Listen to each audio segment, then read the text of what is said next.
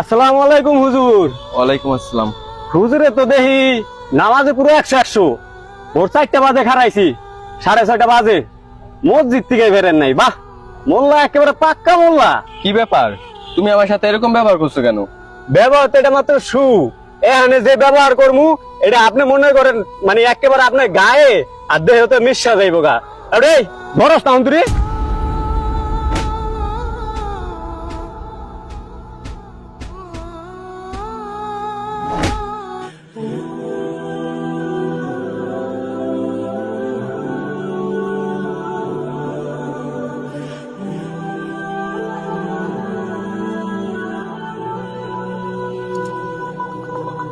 ভাই, ওইটা আমাদের চানমিয়া কাকার ছেলে না?